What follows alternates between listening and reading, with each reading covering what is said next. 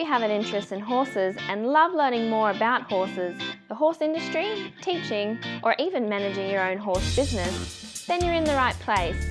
We would love you to join us on our mission, which is to improve the lives of horses around the world through the education of riders, handlers, and trainers. So get comfortable, listen in, and enjoy. This is another of our popular Listener's Choice interviews, which we're playing over the weekend. We've chosen the most popular interviews for you to select the Listener's Choice winner.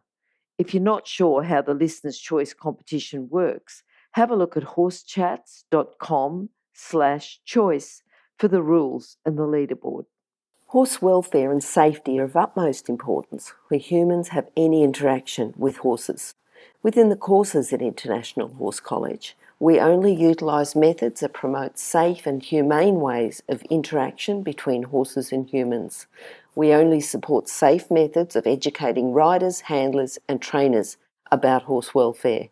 internationalhorsecollege.com, registered training organisation 31352. Now, today we're going to talk to Lucy Chester. Lucy's from the UK. She's a horsemanship instructor. She teaches people how to listen to their horse, and she's specialising in liberty. How are you today, Lucy? I am very well, thank you. Fantastic. Lucy, do you have a favourite quote you'd like to talk to us about? I do. It's a bit of a long one, but It's something that's kind of followed me throughout my horsemanship journey, which is don't let the fear of the time it will take to accomplish something stand in the way of your doing it. The time will pass anyway. We might as well put the passing time to the best possible use. Yes. It's sort of like, well, if it's going to take me 10 years to do this, well, what would you be doing in 10 years' time anyway? You may as well do it. Exactly. You might as well do it properly. Exactly. Yeah. Now, I'd like to talk to you about liberty and how you got started with liberty and everything else. But before we even do that, can you talk about what is liberty? So if someone's listening to us and they've never heard the term liberty before, what would you say if you were going to define it? So liberty is the freedom of choice. So for me, it's really important that the horse has the opportunity to choose to engage in whatever you're doing, and that they also have the opportunity to say no. And a lot of people think that this means that you can't say no to the horse, but I also think that's important, that if we listen to their no, then they should listen to ours. You know, for safety, if they were going to run into a road or something, obviously you would say no. So it's not kind of letting your horse walk all over you, which is what a lot of people think, and it puts them off wanting to do liberty. It's just proving your communication, understanding, and just really giving your horse their own voice. Okay. So you're talking about how being a horsemanship instructor, you teach people how to listen to their horse, but you've really got to listen to your horse when you're doing liberty, haven't you? Yeah. You really do, and it's very subtle communication that you have to be really in tune with, kind of, and not make any assumptions. Yep. It's tricky, but it's very rewarding. It's tricky because if it's done wrong, it can be dangerous, can't it? If it's done right, it is very rewarding. But you've got to know what you're doing. Yep. Yeah, and I think kind of sometimes people put their expectations are too high of the horse, and they'll try too hard or put too much pressure on, try too much too soon. Yes. At the beginning, it's very much kind of when the horse first realises that they can say no, kind of you really have to accept that and go through kind of a bit of a tricky period before things start to get easier. And then the horse realises that actually spending time with you is fun, and what you're offering to do is fun. And it really is a big kind of game changer. Yep. How did you get started with liberty? So it's something I've always dreamed of, kind of watching films like Black Beauty as a child, just having a relationship with a horse that wasn't based on force. And then kind of as I grew up, I watched a few horsemanship demonstrations at local shows. And then when YouTube kind of launched, I started watching videos of people being at liberty with horses, and it just really seemed magical to me, and something that I knew I wanted more than anything. What do you think then, thinking about traditional trainers and instructors, what, as a liberty coach, liberty instructor, horsemanship instructor, what do you think is different? Is it just the choice to teach a different discipline, if you say, or different type of horsemanship? Or do the people who teach Liberty have a different skill set or personality trait? Well, that's a really interesting question. I'll tell you why, because what I look at is if people are listening and they're interested in a career with horses, you know what type of person is going to suit this type of work? So it's got to be somebody that's willing to give up all of their own kind of expectations and ego and put the horse first. That's a really key thing. But I mean, I teach a lot of people that have come from a very traditional background, and the only real difference is that instead of focusing on what the person wants from the session, it's about what the horse can offer or what can we do for the horse. And that kind of opens up the doors to the human kind of achieving their dreams anyway. So it's interesting for me because often people say, oh gosh, you know, my horse has never done this before, or oh, I've never thought of it that way. It's looking at things slightly differently and letting everything that you've probably already been taught about horses just go out the window, because it is a different approach. But there's a lot you can learn from all different approaches. I think I wouldn't say it's completely different. I've drawn a lot of my experience from other types of horsemanship, and I used to play polo and things like that before I found Liberty work. Okay. All right, so if someone comes to you for the first lesson and says, I'd like you to teach myself and my horse as a partnership to do some Liberty work, what's the first thing you teach? How do you get started? So usually I work on relaxation first, because the horse really needs to be thinking and comfortable with the situation.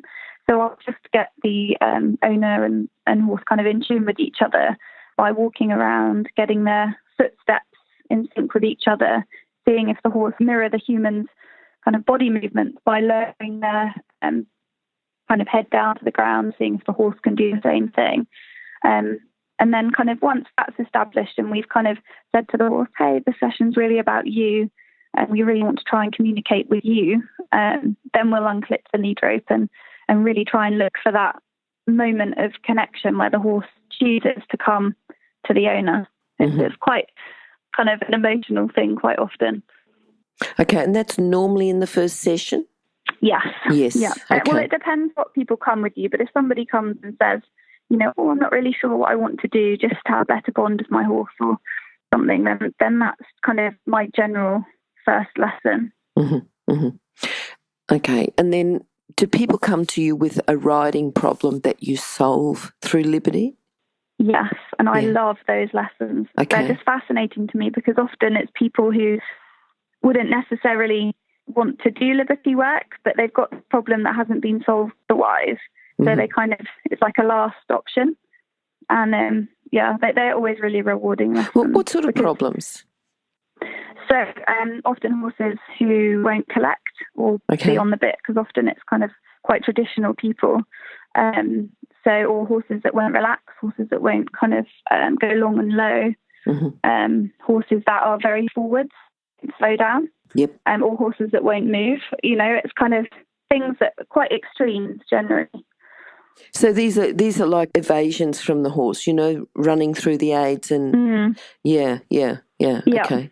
And not feeling kind of, it's just often that there's just something, it's usually a relationship's there because they've got a rider that wants to work it out. They're not willing to just get rid of the horse and you know, get a horse that doesn't do whatever it's doing. But, you know, it's someone who wants to work out the problem, and I love that because those riders are really easy to work with. They'll listen and they'll take on board what you're saying, and then the changes often happen very quickly.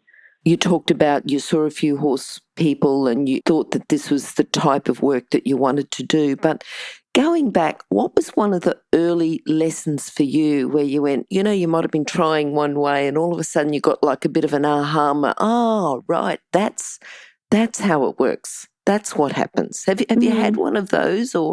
And I'm thinking about you when you first started, because if you've had it when you first started, Yeah, definitely. I have distinct memories of having no idea what I was doing and just thinking, no, I'm just going to try this and see if it works. And it didn't work so many times. I think I was trying to ask a horse to go sideways.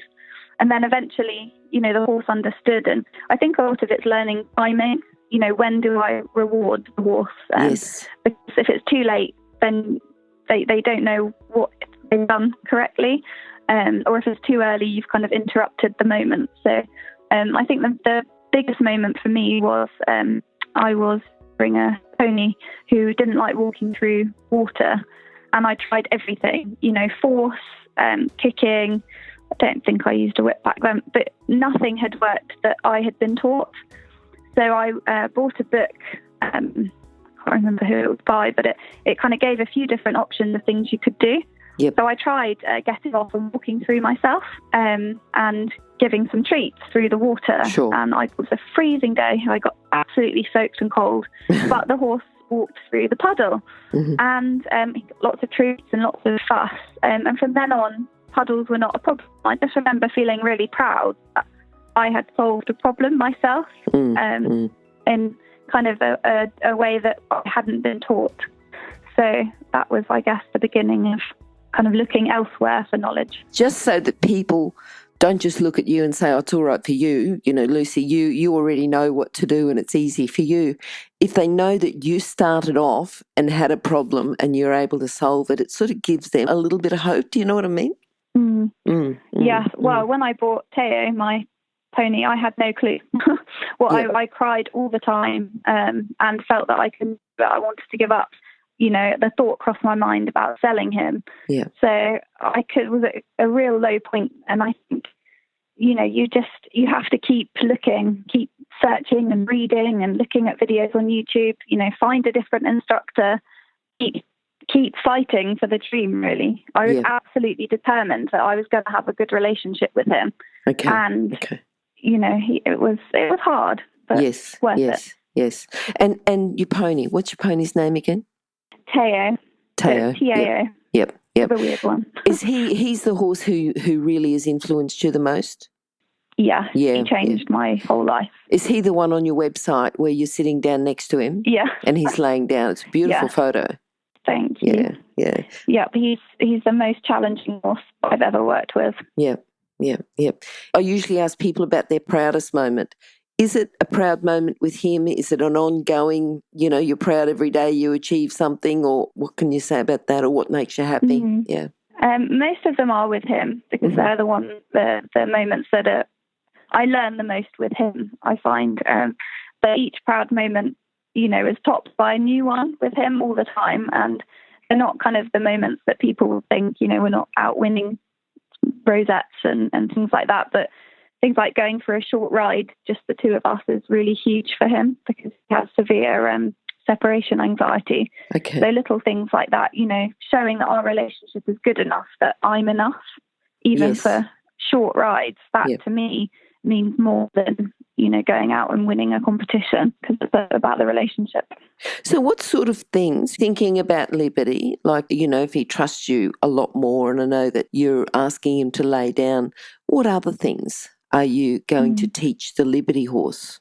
So it's communication. So even things like coming in from the field, things that are really useful, like I'll turn him around so his rope over his neck and he'll stand and wait at Liberty while I do up the fence.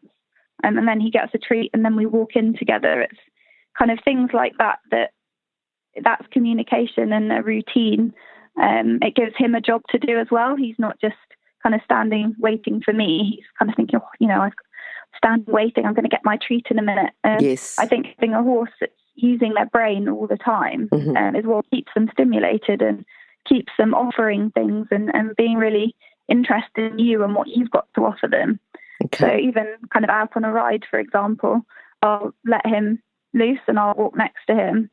And that's amazing, that we're out kind of together and, and he stays with me and he's interested in what's going on. It's really developing his self-confidence. Yep. And I love that. I love that. I don't have to worry all the time that, and then if something does happen and I've got the lead, I know that his mind's with me. Mm-hmm. So you've got more control and more of a connection because you've got your horse's mind, Yes. rather than, having less communication and less understanding, where you're always worried, that you're going to lose, or a horse is going to run off or something like that. It's just, sure. I just love it. It's very different. Yeah. And just to do with the rewards, there's two questions. One is, what type of rewards? You're talking about food rewards and a treat, but what is the treat? So he has a mixture, so different things for kind of the importance of what he's doing. Okay. So usually I'll use meadow nuts that are very low calorie because he's on the large side. So, he'll do anything for them, but they're not as important as I've got some like nice apple treats that I'll use for the things that I'm asking for. But when I go out hacking, I'll take a higher value reward because it's more important that he's with me on a hack than if I'm just bringing him from the field. Yep. And then you were talking before about the timing of the reward, about how you said sometimes it's too late and they can't remember what they're getting the reward for. Otherwise, if it's too early, you interrupt the moment. What's the best timing? Yeah. So it's when the horse has the thought of going to do so. For example, if you were asking them, can you go backwards? Yep. And when they shift their weight. If you can reward when they shift their weight, you've caught the thought before the action. And I found that way they learn a lot quicker. And it's just, I find that a lot of the time in the beginning when you're teaching, people don't recognise, they haven't learned yet when to reward, and the horse will offer something really great and they've missed the moment. Yes. And I think that's such a huge, and for me as well, I was the same when I first started. You learn, and then, everything gets better once your timing is better because you notice. And it is partly that as well, learning what to notice. It's great at what deserves a big reward and a big fuss.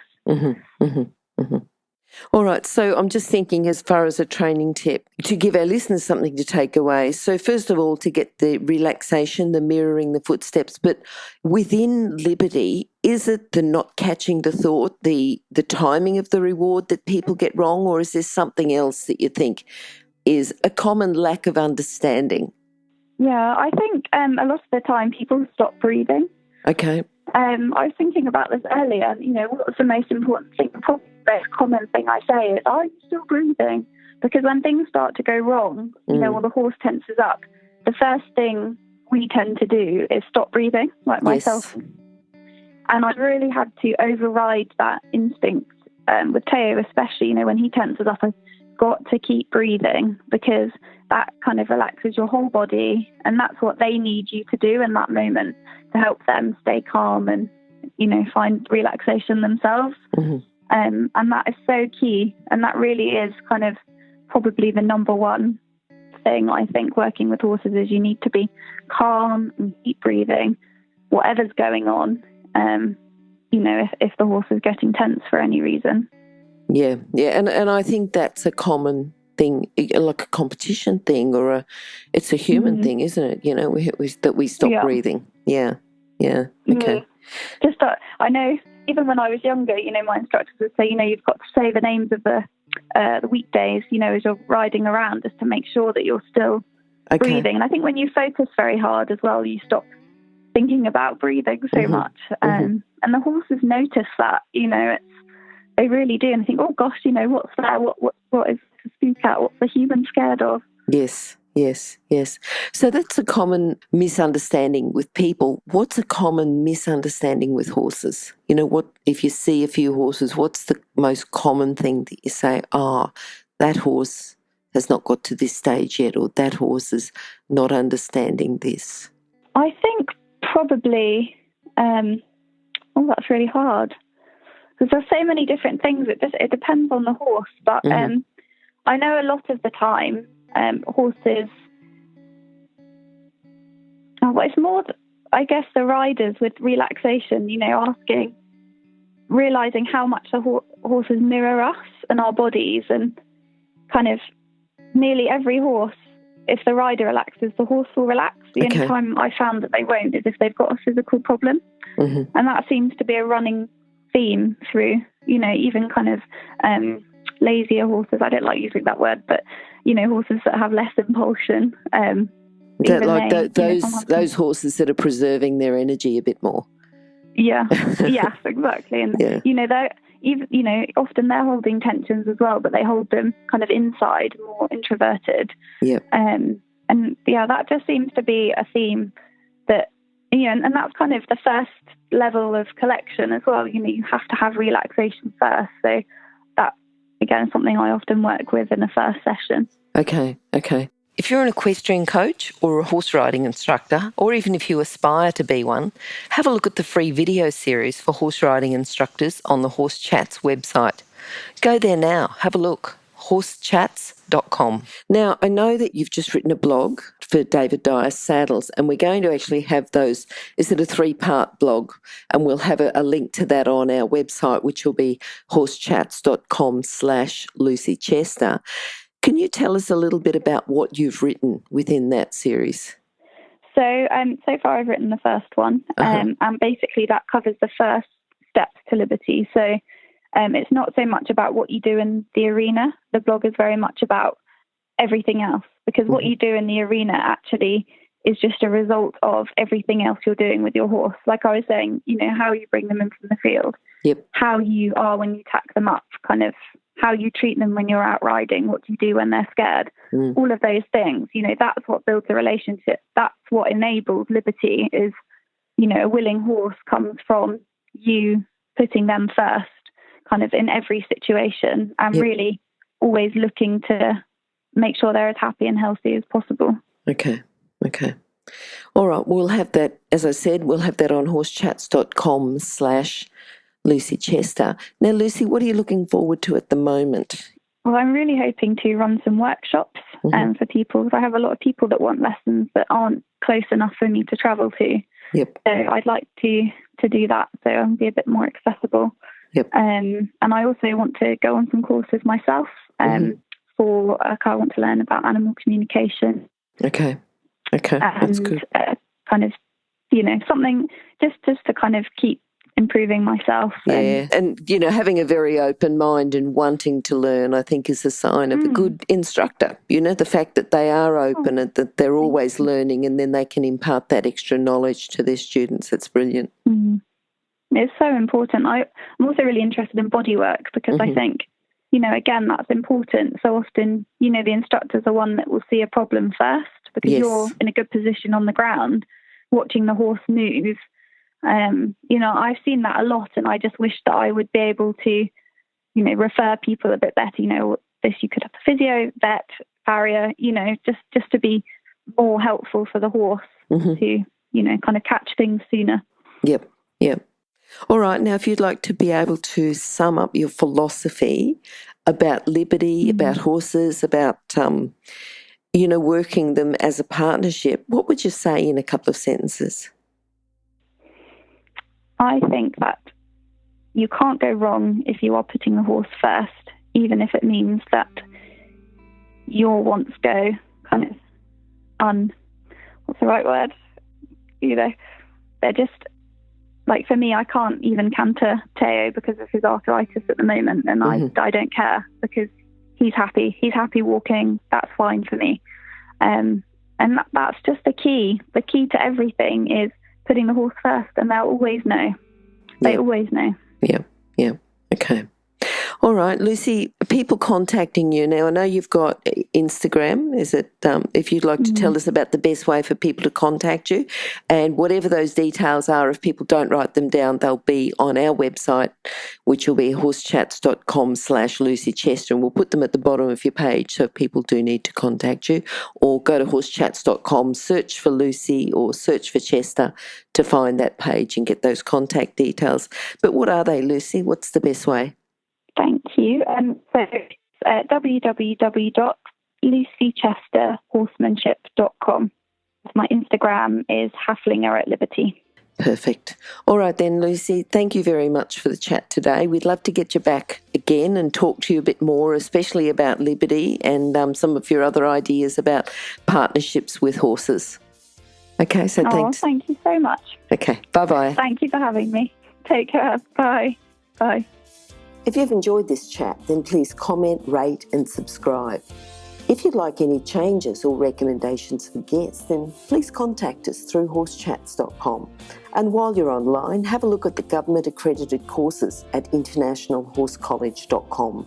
Registered Training Organisation 31352. Remember that our comments and instructions are general in nature and do not take into consideration your individual horses or your individual ability and circumstances. If you enjoyed this podcast, then please leave your comment below.